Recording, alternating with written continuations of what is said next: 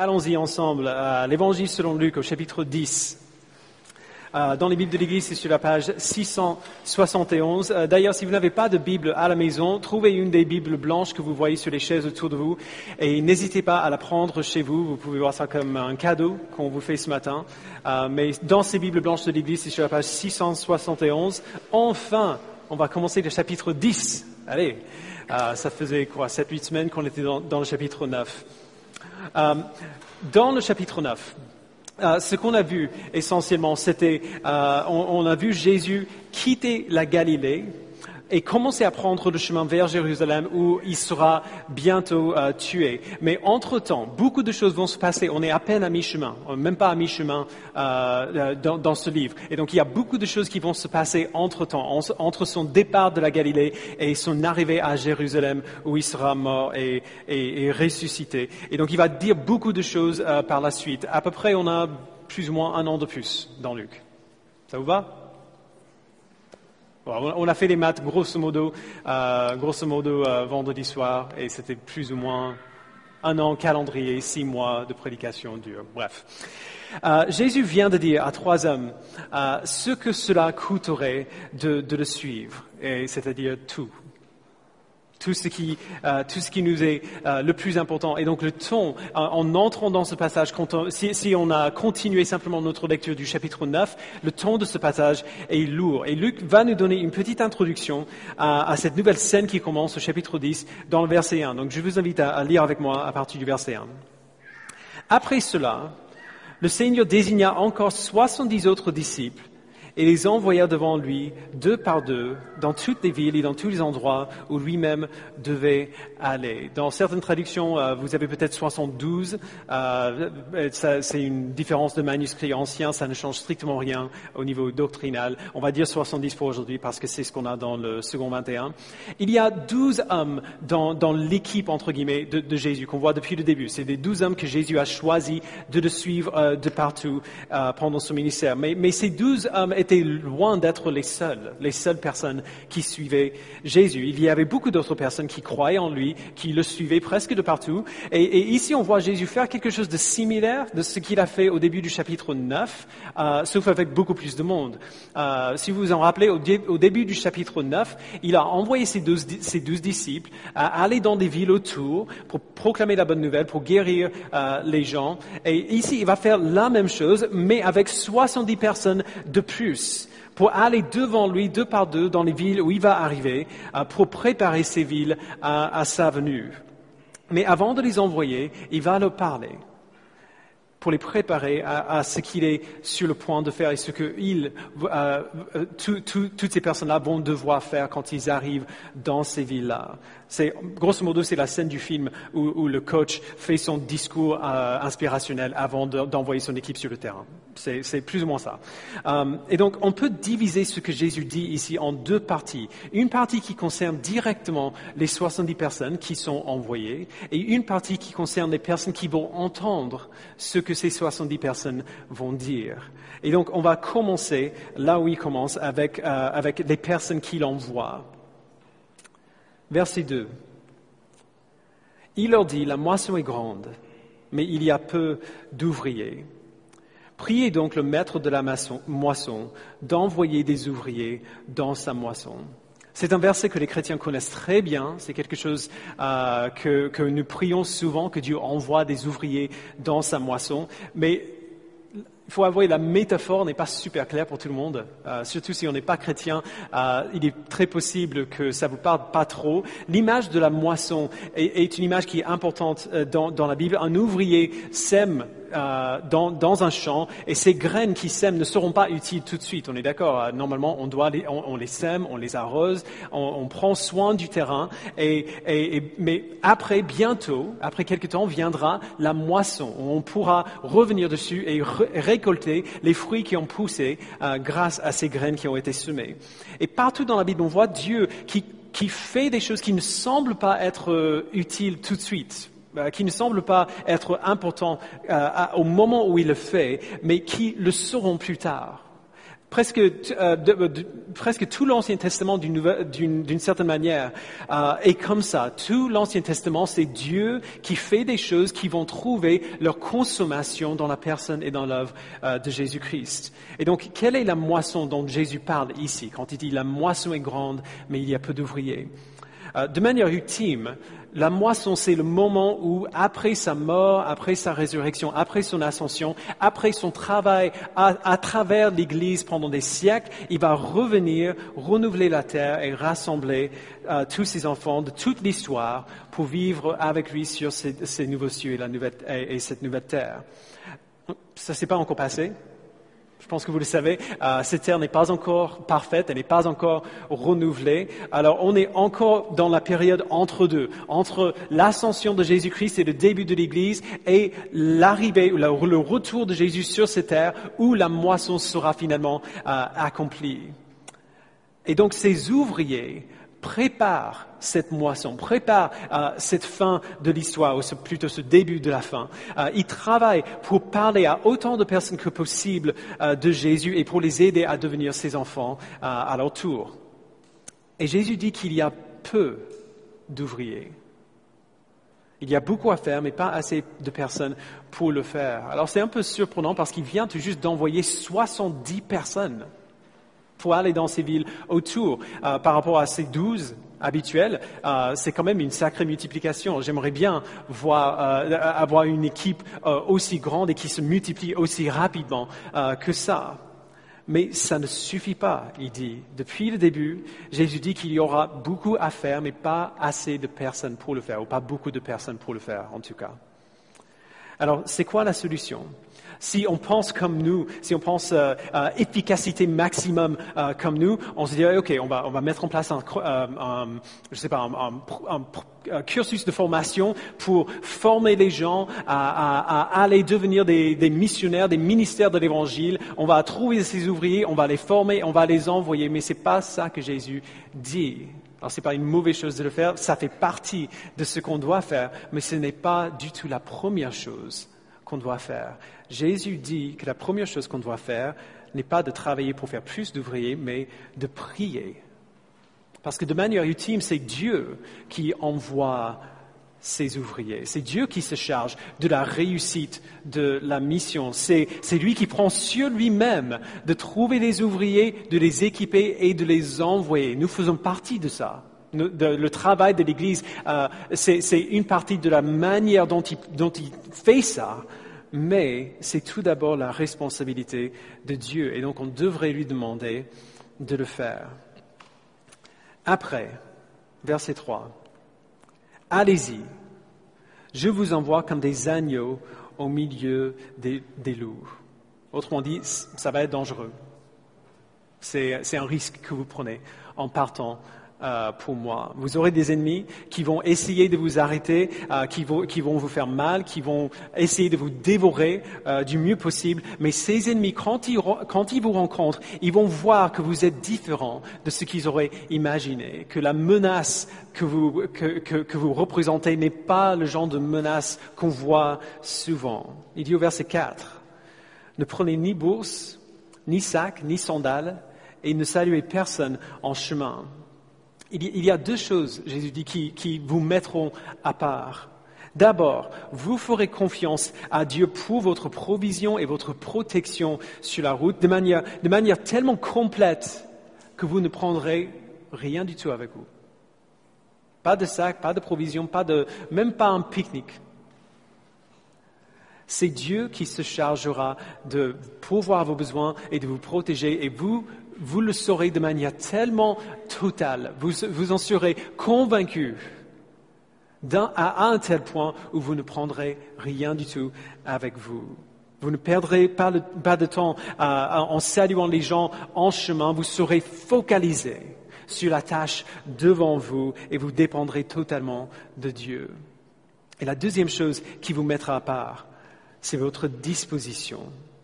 Il dit, vous ne partez pas comme des guerriers, mais comme des agneaux au milieu des loups. Vous ne convertirez pas les gens par la force ou par l'intimidation ou par la violence, mais par l'humilité et par le service, même au risque de votre vie. Je vous envoie comme des ouvriers, pas comme des soldats, comme des agneaux au milieu des loups. Après, verset 5. Dans toute maison où vous entrerez, dites d'abord que la paix soit sur cette maison. Et si se trouve là un homme de paix, votre paix reposera sur lui. Sinon, elle reviendra sur vous. Alors, Jésus va dire un peu plus tard comment distinguer entre un homme de paix et quelqu'un qui ne l'est pas. Mais pour l'instant, cette idée de la paix dont il parle, c'est bien plus riche. C'était bien plus riche dans la culture de Jésus que dans la nôtre. Ce n'est pas seulement l'absence du conflit, ou la paix dans le sens où il n'y a rien qui perturbe. C'est beaucoup plus que ça. Dire que la paix soit sur cette maison, c'était vouloir dire, c'est notre souhait que la plénitude du bien-être, aussi profond que possible, vienne sur vous et sur votre famille. C'est pas juste l'absence du mal, c'est la présence de tout ce qui est bien. C'est une manière très riche de dire que nous sommes pour vous, que nous voulons votre bien. Mais ce qu'il faut, ce n'est pas que les disciples de Jésus auraient envie de communiquer cette paix-là, de partager cette paix-là. C'est pour ça que Jésus est venu. Après tout, ce qui est fou, c'est que selon la manière dont les gens vont répondre à l'Évangile, à ces personnes que Jésus va envoyer, ce que les disciples de Jésus disent va s'accomplir. Le genre de paix dont il parle, c'est quelque chose que normalement seulement Dieu peut donner. Mais quand même, Jésus dit que s'il y a un homme de paix dans la maison, votre paix va rester sur lui. La paix que Dieu vous donne, vous les 70, la paix que Dieu vous donne sera partagée avec lui. Mais sinon, si quelqu'un rejette le message que vous apportez, cette paix ne restera pas avec lui. Autrement dit, Jésus dit à ses disciples que si les gens vous rejettent, ils me rejettent aussi. Vous êtes comme des ambassadeurs qui représentent des pays dont vous faites partie. Et être, dans un sens, un ambassadeur pour Jésus, c'est une responsabilité incroyable, surtout étant donné à quel point on voit que ses disciples étaient imparfaits. Mais c'est quand même une responsabilité qui donne librement et avec joie à ses disciples. Et on va revenir sur cela plus tard. Dernièrement, Jésus dit que ceux que les ouvriers vont servir, que ces 70 vont servir, devraient pourvoir aux besoins de ceux qui travaillent pour partager l'Évangile. Il dit au verset 7, « Restez dans cette maison, mangez et buvez ce qu'on vous donnera, car l'ouvrier mérite son salaire. N'allez pas de maison en maison. » Et quand il dit ça, c'est-à-dire, n'allez pas de porte à porte en cherchant de l'argent ou des manières pour pourvoir à vos besoins. S'ils vous accueillent et vous permettent de les servir, alors c'est eux qui vont pourvoir à vos besoins. C'est eux qui devraient s'occuper, ou s'assurer que vous ayez tout ce qu'il vous faut pour vivre. Alors pourquoi? Parce que comment allez-vous bien les servir si vous devez passer du temps sans cesse à faire des allers-retours pour pourvoir à vos propres besoins? Comment est-ce que vous allez les servir si vous devrez consacrer autant de temps à s'assurer que vous avez de quoi vivre? Surtout si vous êtes membre ici, vous avez remarqué que dans cette église, on a pas mal parlé de l'importance de mettre en place un salaire pour le pasteur de l'église, pour l'équipe pastorale, que ce soit moi ou quelqu'un d'autre qui viendra après. J'ai pas l'arrogance de présumer que je serai là pour toujours. Et j'ai été très encouragé, il faut dire, par la manière dont vous avez pris ça à cœur. Ça reflète bien ce que la Bible nous pousse à faire. Il y a un pasteur qui a dit « Mon expérience la plus fréquente a été de voir que lorsque les enfants sont placés devant la vérité de la parole, ils font ce qui est juste. » Et c'est une bénédiction pour moi de voir cela ici. Mais encore, pourquoi? Pourquoi est-ce que ça devrait être comme ça? Je connaissais un pasteur une fois qui travaillait à plein temps pendant la semaine pour une entreprise de télécommunications, si je me rappelle bien, une entreprise ordinaire, un boulot ordinaire. Et il faisait ça pour ne pas que son église ait la charge et le fardeau de devoir le payer. Ses intentions étaient très très bonnes. Il voulait servir son église du mieux possible en enlevant une charge de leurs épaules. Mais il avait tort. Même si ses intentions étaient parfaitement bonnes, il avait tort. Ce n'est pas un fardeau pour l'Église de pourvoir aux besoins de leur pasteur pluriel. Si cette Église avait payé leur pasteur, alors lui, il aurait été libre pour se consacrer à 100% pour l'Église et l'Église aurait eu la joie de bénéficier de son service plein et entier, ainsi que la simple joie de savoir qu'ils ont fait ce que Dieu leur a dit de faire. Ces choses qu'on voit ici concerne directement ceux qui partent pour partager le message du royaume, qu'il y aura peu d'ouvriers, que ce sera dangereux, que vous apportez un message de paix et non pas d'oppression, et que Dieu prendra soin de vous à travers les personnes que vous allez servir. Maintenant, Jésus va continuer de parler aux 70, mais l'emphase de ce qu'il dit va changer, de ceux qui partagent le message à ceux qui entendent le message. Et il va dire qu'il y a très simplement deux manières de répondre à ce message de l'Évangile. On peut soit l'accueillir, soit le rejeter. Verset 8. Dans toute ville où vous entrerez et où l'on vous accueillera, mangez ce que l'on vous offrira. Guérissez les malades qui s'y trouvent et dites-leur, le royaume de Dieu s'est approché de vous.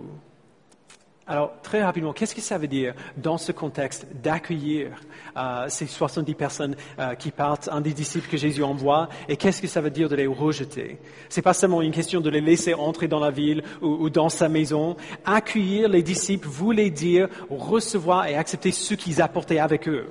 Pas juste accepter qu'ils rentrent dans la maison, mais accepter et avec joie ce qui vous apporte, le message qu'ils apportent, c'est-à-dire la bonne nouvelle du royaume de Dieu.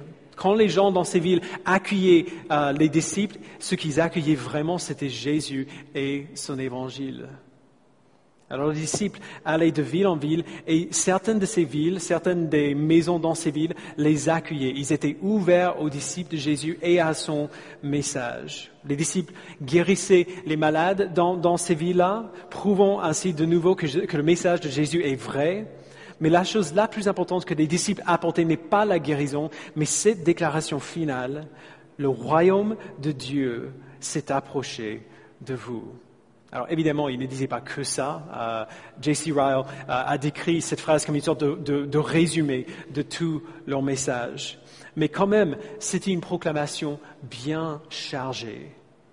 Et elle aurait eu plus de sens pour les Juifs du premier siècle que pour nous aujourd'hui. Quand ils entendaient « le royaume de Dieu s'est approché de vous », ce qu'ils auraient compris, c'est « le Messie est là ». C'est par le Messie que le royaume de Dieu s'approche, qu'il vient. Le Messie est venu. Les promesses que vous attendez depuis tellement longtemps sont sur le point de s'accomplir pour vous. C'est une phrase incroyable, une nouvelle incroyable pour ceux qui l'entendaient. Et on est censé quitter cette phrase en comprenant que si on accueille Jésus, il y aura une récompense, la récompense qui est le royaume de Dieu. C'est une chose relativement simple, on est d'accord, recevoir Christ. On n'a pas grand-chose à faire dans un premier temps. On n'a pas grand-chose, ça ne bouscule pas nos finances, pas tout de suite nécessairement. Ce n'est pas quelque chose qui prend beaucoup de temps. On peut le faire en un instant. Mais la récompense que nous avons en échange de cette chose relativement simple est juste impensable.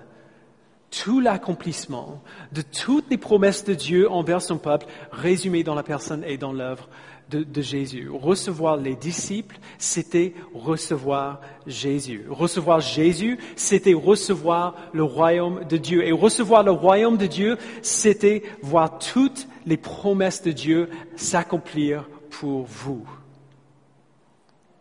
C'était gigantesque et c'était une nouvelle incroyablement bonne pour ceux qui l'ont accueilli.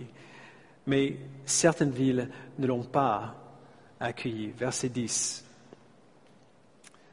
Mais dans toute ville où vous entrerez et où l'on ne vous accueillera pas, allez dans les rues et dites, nous secouons contre vous même la poussière de votre ville qui s'est attachée à nos pieds. C'est une image un peu rigolote pour nous aujourd'hui. Secouer la poussière de la ville des pieds, c'était un signe de jugement contre la ville qu'on quittait. L'idée, c'était que si tu rejettes Christ, tu es entièrement étranger de Dieu. Tu n'as aucune part de lui. Il te secoue de ses pieds à lui comme nous secouons cette poussière des nôtres. Et ce qu'il dit ensuite est horrifiant. Deuxième moitié du verset 11. Sachez cependant que le royaume de Dieu s'est approché de vous. Il dit la même chose pour ceux qui acceptent et pour ceux qui rejettent. Le royaume de Dieu s'est approché. Le Dieu que vous attendez, parce qu'ils sont en route vers Jérusalem, le Dieu que vous attendez depuis tellement longtemps, l'accomplissement des désirs les plus profonds du cœur, qui ne sont pas conditionnés par la culture ou par l'époque dans laquelle on vit, mais qui sont inhérents à l'humanité entière. La joie éternelle, le bonheur éternel, être enfin capable de faire ce pourquoi nous sommes créés, c'est cela le royaume de Dieu, et il s'est approché de vous. Et vous l'avez rejeté. Vous ne vouliez rien avoir avec Dieu ni avec son royaume. Alors le résultat, la réaction de Dieu sera rapide et elle sera dure. Verset 12. Je vous dis que ce jour-là, Sodome sera traité moins sévèrement que cette ville-là. Malheur à toi, Chorazin. Malheur à toi, Bethsaïda, car si les miracles accomplis au milieu de vous l'avaient été dans Tyr et dans Sidon, il y a bien longtemps que leurs habitants se seraient repentis, habillés d'un sac et assis dans la cendre. C'est pourquoi lors du jugement, Tyr et Sidon sera traité moins sévèrement que vous. Et toi, Capernaum, qui a été élevé jusqu'au ciel, tu seras abaissé jusqu'au séjour des morts. Là, on a quelques exemples des villes actuelles à l'époque de Jésus, des villes qui l'ont rejeté. Et puis il donne d'autres exemples que les Juifs auraient très bien compris de l'Ancien Testament, d'autres villes que Dieu a jugées. Quand les gens disaient ça, ils se seraient vite fait souvenus de l'histoire dans Genèse 19, quand Dieu a détruit Sodome pour son péché. Ils se seraient souvenus des prophètes qui condamnaient les villes de Tyr et de Sidon pour leur idolâtrie et pour leur orgueil. On peut être honnête, ça semble assez dur quand même. On ne parle pas du meurtre ici. On ne parle pas du viol ou de quelque chose que nous trouvons vraiment affreux, vraiment, vraiment terrible. C'est un des problèmes que les gens ont avec le Dieu de la Bible. Pourquoi est-ce qu'un Dieu d'amour exécuterait le jugement contre quelqu'un pour quelque chose qui ne semble pas être si mauvais que ça par rapport aux d'autres choses qu'on pourrait faire? Rejeter un message, c'est vraiment aussi grave que ça? Il y a une raison pourquoi un Dieu d'amour exécuterait un tel jugement contre ceux qui rejettent l'Évangile. Et même si on ne le réalise pas, c'est quelque chose que nous comprenons tous. Il n'y a pas grand monde qui serait en colère si te voyait écraser un moustique sur ton bras. Si on fait ça quand on est à la campagne, quand il y a des moustiques qui viennent, il n'y a personne qui fait « mais qu'est-ce que tu viens de faire, écraser un moustique ?» Non, si, il y a quelques personnes qui le font, mais pas beaucoup quand même. C'est assez rare de trouver quelqu'un qui se mettrait en colère pour cela. Ce serait bien différent si ce n'était pas un moustique qu'on giflait, mais un bébé. Ce serait bien différent si c'était un nouveau-né qu'on giflait comme ça, même pas très dur. On voit quelqu'un qui abuse les enfants comme étant tellement horrible, tellement répugnant qu'il mérite la punition, genre la plus extrême. Tout de suite, on est tellement en colère quand on voit quelque chose comme ça, et avec raison.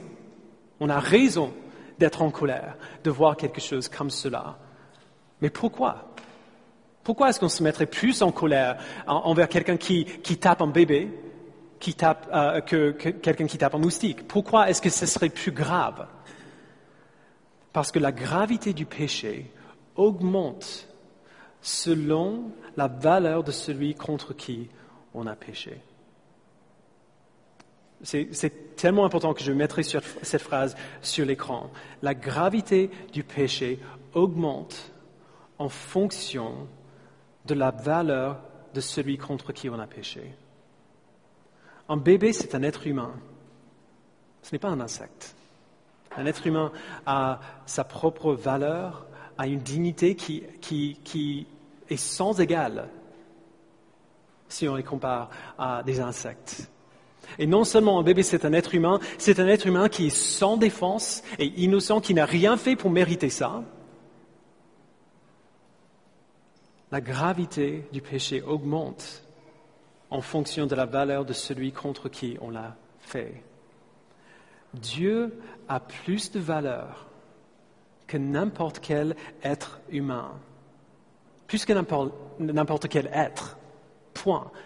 Il est l'être le plus infiniment valable qui existe dans tout l'univers, dans ce monde ou l'autre. Et c'est pour cela que rejeter Dieu mérite un tel jugement. Sodome et Tyr et Sidon ont été durement jugés. Si vous connaissez les histoires, vous le savez. Mais ceux qu'ils ont eus étaient moins sévères, Jésus dit, que ceux qui rejettent Dieu dans les villes dans lesquelles ses disciples entraient, parce que dans ces villes-là, le royaume de Dieu s'est approché. Dans ces villes-là, ils ont entendu le message de l'Évangile, ils ont vu la preuve, genre une évidence visible de la véracité de ce message-là, et ils l'ont rejeté quand même. Et si les miracles accomplis au milieu de vous l'avaient été dans Tyr et dans Sidon il y a longtemps que leurs habitants se seraient repentis. Jésus donne un dernier mot avant de les envoyer, verset 16. Celui qui vous écoute, m'écoute. Celui qui vous rejette, me rejette. Et celui qui me rejette, rejette celui qui m'a envoyé. C'est une affirmation qui est incroyable et qui résume tout ce qu'il a dit. Quand les gens rejettent l'évangile que ces 70 apportent, ce n'est pas une idée, ce n'est pas une philosophie, ce n'est pas une religion qu'ils rejettent. Quand ils rejettent l'évangile, ils rejettent Dieu. Le seul Dieu, le vrai Dieu. Ils rejettent Dieu lui-même, l'être le plus infiniment valable qui existe. Et puisque la gravité du péché augmente en fonction de la valeur de celui contre qui on a péché, ceux qui rejettent l'évangile de ce Dieu infiniment digne sont coupables d'un péché infiniment grave.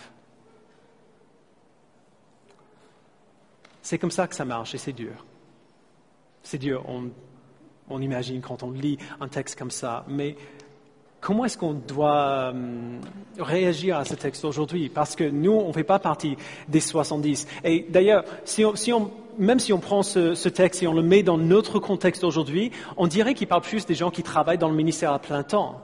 Les pasteurs, les missionnaires, les ministères itinérants, ceux qui ont consacré leur vie à l'évangile comme ces personnes-là vont faire. Certaines personnes ici travaillent à plein temps pour l'Évangile. On a des missionnaires, on a des pasteurs en devenir, des podcasteurs, même des auteurs maintenant. On a eu une présence dans un... Je ne sais même pas comment on dirait ça. Dédicace d'un nouveau livre.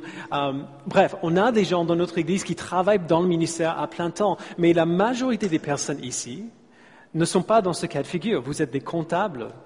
Vous êtes des animateurs, des médecins et pas mal d'auditeurs aussi. On a beaucoup d'auditeurs dans l'Église.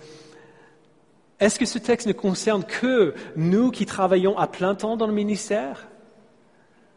Alors, vous l'avez deviné, non. Bien sûr que non. Ce texte ne concerne pas seulement ceux qui travaillent dans le ministère à plein temps. Ce texte concerne à la fois tous les chrétiens et même les non-chrétiens. Et on va voir tous les chrétiens d'abord. Dans 2 Corinthiens 5, Paul parle d'une manière extrêmement similaire que Jésus ici. Ce que dit Jésus ici, Paul prend cette même idée et il le dit d'une autre manière aux chrétiens dans l'Église à Corinthe. Donc c'est après la mort de Jésus, après sa résurrection, après qu'il a envoyé les apôtres implanter des églises. Paul parle de tous les chrétiens comme des ambassadeurs pour Jésus qui apportent le même message aux gens qui ne le connaissent pas. Donc je vous invite à le lire, je vais le mettre sur l'écran, 2 Corinthiens 5 à partir du verset 17. Il dit, si quelqu'un est en Christ, il est une nouvelle créature, les choses anciennes sont passées, voici toutes choses sont devenues nouvelles. Donc c'est la bonne nouvelle, c'est l'évangile. Le royaume de Dieu s'est approché et tous ceux qui sont en Christ sont de nouvelles créatures grâce à ce que Jésus a fait. On n'est plus les pécheurs que nous étions, mais par l'œuvre de Jésus, Dieu nous déclare justes. Il nous réconcilie à lui-même et nous déclare nouveaux. Et il nous envoie partager cette même réconciliation avec d'autres. Verset 18. Et tout cela vient de Dieu, qui nous a réconciliés avec lui par Jésus-Christ et qui nous a donné le ministère de la réconciliation. Donc il ne parle pas de nous les apôtres, mais de nous les chrétiens. Nous, les enfants de Dieu. En effet, verset 19, Dieu était en Christ. Il réconciliait le monde avec lui-même en ne chargeant pas les hommes de leurs fautes et il a mis en nous la parole de la réconciliation. Nous sommes donc des ambassadeurs pour Christ, comme si Dieu adressait par nous son appel. Vous voyez, la même chose se passe ici que nous avons vu dans Luc 10. Il nous envoie, nous les chrétiens, comme des ambassadeurs de son Fils et il adresse son appel au monde pécheur à travers nous.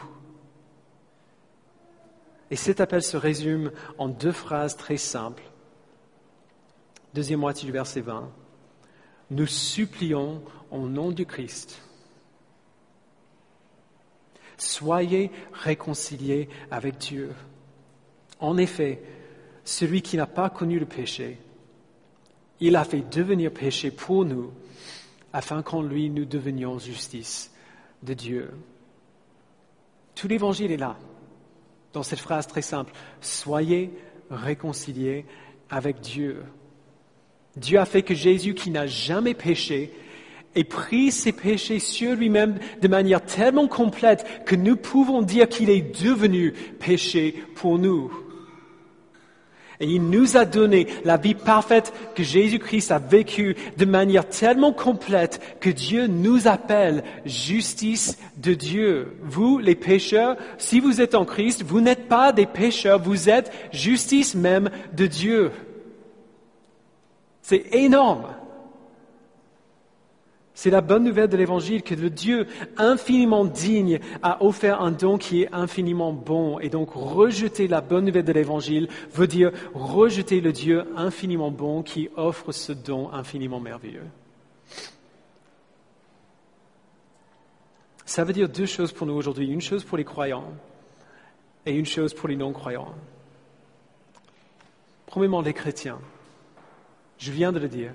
Vous êtes des ambassadeurs pour Christ. Ce n'est pas juste une bonne nouvelle de savoir que maintenant vous n'êtes plus pécheurs mais justice de Dieu. Il faut vous rappeler de ce qui précède ce verset-là, le verset 21. Vous êtes des ambassadeurs pour Christ. Vous ne devez jamais penser que votre mission, c'est simplement de partager la joie avec d'autres, d'aider les autres comme des Pères Noël altruistes qui se baladent toute l'année en faisant du bien. Alors, c'est vrai que partager la joie, aider les autres, servir les autres, ça fait partie de ce qu'on est appelé à faire, bien sûr. Mais ce n'est pas tout et c'est même pas le plus important. Vous êtes des ambassadeurs. Vous avez une mission du plus grand bien possible. Et cette mission est d'une urgence qui est extrême.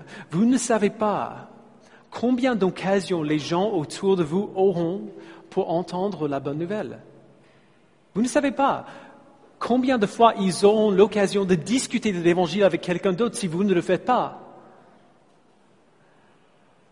Vous ne savez pas qui d'autre Dieu va placer dans leur chemin ou si Dieu va placer quelqu'un d'autre dans leur chemin.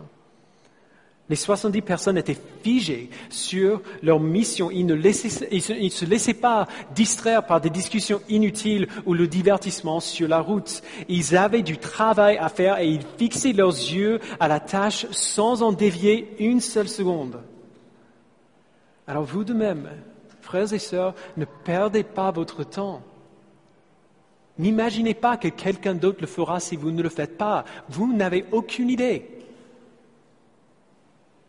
Ne gâchez pas vos relations, ne gâchez pas vos discussions, même les discussions les plus banales. Ce texte nous appelle à ressentir le poids de la mission que Jésus nous a donnée et à nous mettre au travail aujourd'hui, maintenant. Vous n'avez pas besoin d'un diplôme de théologie pour partager la bonne nouvelle. Tout ce qu'il faut, c'est la foi que Dieu peut se servir de n'importe quelle discussion, même la discussion la plus maladroite, pour transformer les cœurs, parce que c'est comme ça qu'il nous a transformés aussi. Alors, ne perdez pas votre temps, mettez-vous au travail, apportez la bonne nouvelle à ceux qui sont autour de vous, parce que vous ne savez pas s'il y aura d'autres occasions pour eux. Et non-croyants, je ne connais pas tout le monde ici, je ne sais pas si vous êtes croyants ou non ce matin. Si vous n'êtes pas croyant, on est très heureux de vous avoir ici, sincèrement. Si vous ne le saviez pas avant, si ce n'était pas le cas avant, c'est le cas maintenant. Maintenant, vous avez entendu la bonne nouvelle. Vous avez entendu le message. Si vous êtes là aujourd'hui, vous savez maintenant tout ce qu'il faut savoir. Alors évidemment, on peut creuser en plus, il y a des merveilles à découvrir dans l'évangile de Jésus-Christ, mais pour la foi, pour avoir la foi en lui et pour accepter par la foi le don de Jésus-Christ, vous avez tout ce qu'il vous faut.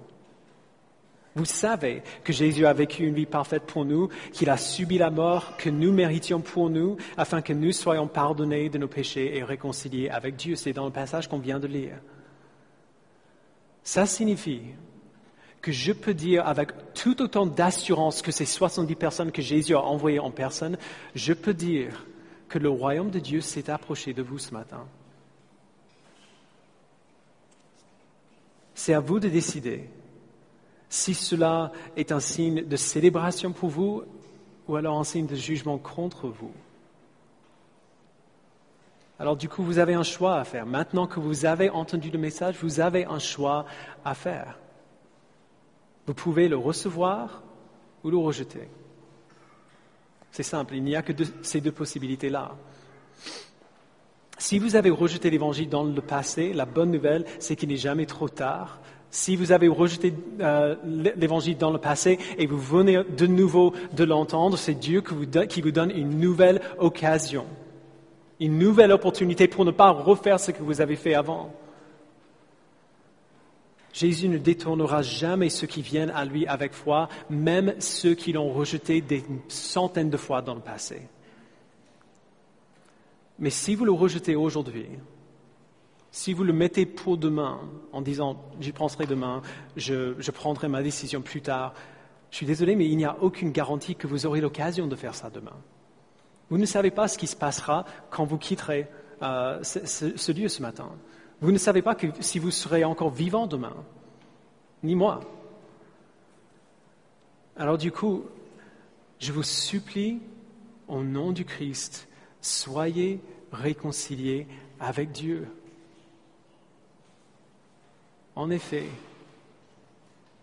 celui qui n'a pas connu le péché, Dieu l'a fait devenir péché pour nous, afin qu'en lui nous devenions justice de Dieu. Soyez réconciliés avec Dieu. Recevez le don de l'Évangile, recevez le don de Jésus-Christ et prenez plaisir en lui, avec nous pour toute l'éternité.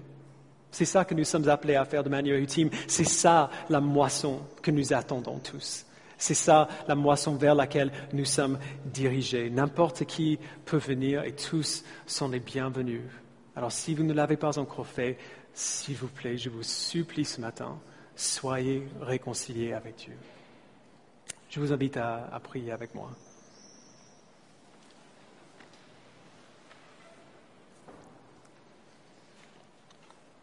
Père, je te remercie pour cette bonne nouvelle qui est infiniment meilleure que nous pouvons imaginer. Même nous qui avons accepté la bonne nouvelle, nous venons tout juste de commencer à gratter la surface des trésors qu'il y a dans cette bonne nouvelle.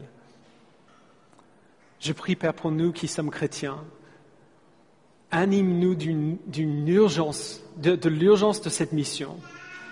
Parce qu'en réalité, même si on croit absolument que tu es souverain, et ceux que tu as choisis viendront bel et bien à toi, nous ne savons pas comment ça va se passer. Nous ne savons pas par quels moyens tu vas accomplir ta volonté. Et tu nous ordonnes à faire partie de l'accomplissement de ta volonté. Tu nous ordonnes d'aller dans toutes les nations faire des disciples en proclamant le nom de Jésus-Christ. Alors s'il te plaît, Père, anime-nous de l'urgence de notre mission ce matin, afin que nous puissions profiter de toute occasion qui se présente à nous, afin que nous ne perdions plus un instant pour partager ta bonne nouvelle avec ceux qui nous entourent. Je prie également, Père, pour ceux qui ne te connaissent pas ce matin, rencontre-les ce matin. Attire-les à toi par les promesses de ta parole. Donne-leur de voir à quel point cette bonne nouvelle est bonne, à quel point cette bonne nouvelle, c'est la promesse de tous les désirs les plus profonds de notre cœur, même si nous ne le savions pas avant. Donne-nous, Père, de voir les merveilles de ton évangile et de répondre de manière appropriée, avec émerveillement, avec reconnaissance et avec une détermination de vivre cet évangile à partir de maintenant. Merci, Père. Au nom de Jésus, nous le prions. Amen.